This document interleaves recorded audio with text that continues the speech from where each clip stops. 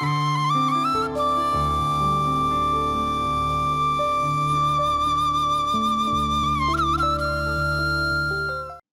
தொலைக்காட்சி பார்வையாளர்கள் எல்லோருக்கும் இனிய காலை வணக்கம். உளவளம் உளநலம் பேணவே மகிழ்வான வளம் மிக்க வாழ்வுக்கு அன்பாகவும் பண்பாட்டுடனும் பற்றுதலுடனும் பழகினால் பிரிவில்லை என்ற தலைப்பில் உள்ளம் மனம் விருப்பத்துக்கு உரிய எதிலும்தான் நாட்டம் கொள்ளும். ஒருவர் தன் விருப்பத்துக்கு முரணானவர் ஆய் வெறுக்க காரணம் இதுவே. இதனால் பிரிவு ஏற்படுகிறது என்பதை விளக்கம். எனக்கு உங்கள விருப்பம். எப்படி விருப்பம்?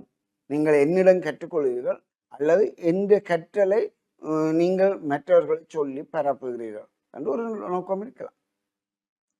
அல்ல உங்களுக்கு என் மீது விருப்பம் இருக்கலாம். ஏன் இவர்கிட்ட கொஞ்சம் நாள் அறிவை பிடுங்கி இருக்கலாம். ஆகவே அது ஒரு நோக்கம் இருக்கும். விருப்பத்துக்கு ஒரு காரணம் இருக்கும்.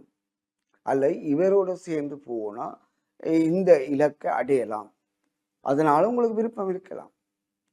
ஒரு விருப்பம் இருக்கும் போதுதான் ஒரு நாட்டம் தூண்டப்படும். அந்த விருப்பம் எவ்வாறு அமைகிறது என்பது அவரவர் தேவையை பொறுத்து அமைகின்றது. ஒரு தொழில் உதவி பெறுவராக, ஒருவர் கல்வி உதவி பெறலாம், ஒருவர் நிதி உதவி பெறலாம், அல்ல ஒரு திறமை அனுபவத்தை பெறணும் என்ற உங்கள்கிட்ட கொஞ்சம் கீழே வேலை செய்யட்டுமே, எனக்கு கொஞ்சம் அனுபவம் வரும் என்று கேட்கலாம். அந்த விருப்பங்கள் வர வேண்டும். அதுக்கு என்ன தேவை? அன்பாக பழக வேண்டும், பணிவோட பழக வேண்டும். பண்பாடு, ஆடை அணிகள், உடுப்புடவைகள், பண்பாட்டு உடுப்புகள் மட்டுமல்ல, பழக்க வழக்கங்கள், நல்ல பழக்க வழக்கங்கள் மட்டுமே மேட்டர் உங்கள் மீது விருப்பம் வைக்க முதற் காரணியாக இருக்கு. அது பண்பாட்டுடன் பழகுங்கள், அன்பாக பழகுங்கள், பணிவாக பழகுங்கள், கொஞ்சம் பொறுமையாயிருங்கள். அவர் வசதி வர எங்களுக்கு தேவையானது செய்து தருவார் என்று. இவ்வாறு பழகுவதனூடாக எங்களுடைய காரியங்களை அடைய முடியும். இங்க இருந்து விலகினோம்டா, இந்த கட்டங்களை விட்டு விலகுகிறோம்டா, சாதாரணமாக இவருக்குமே கொஞ்சம் வெறுப்பு வரும். ஒன்று இவரில் ஆர்வம் இல்லை, ஒன்று இவர் கவனம் இல்லை, இவரில் விருப்பம் இல்லை. அப்ப இதை நான் செய்து கொடுப்பது என்று ஒரு சாதாரண வெறுப்பு வரும். அதனால அவர் உங்களை விட்டு விலக வாய்ப்பு இருக்கும்.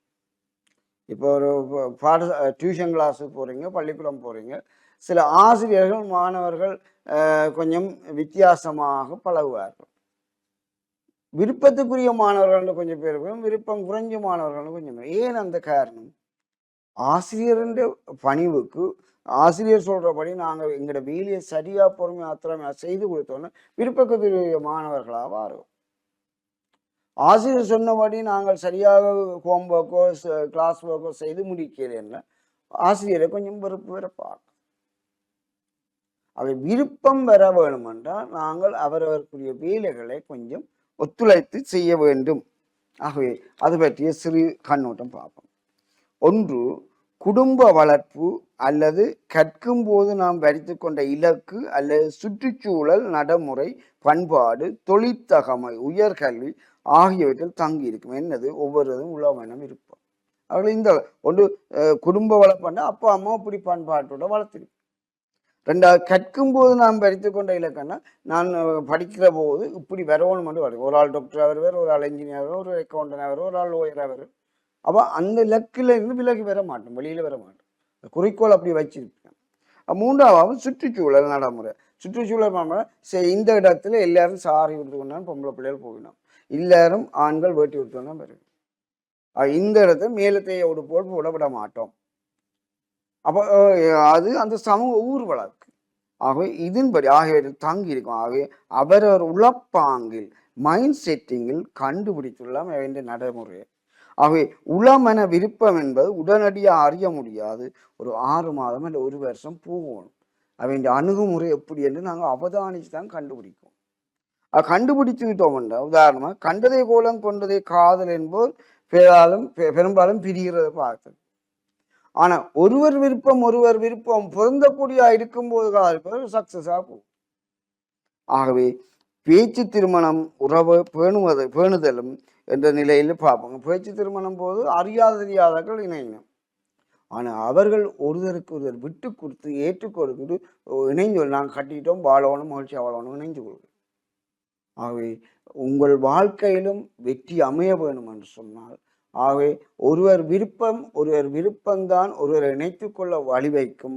பிரிவை ஏற்படுத்தாத ஒன்றுக்கு விருப்பம் வேணும். விருப்பத்தை தூண்டக்கூடிய வகையில் நாங்கள் எங்கள் ஒழுக்கங்களை பேண வேண்டும். அப்போது பிரிவு வராது, நல்லுறவு பேண முடியும் என்று கூறி விடைபெறுகிறேன். வணக்கம்.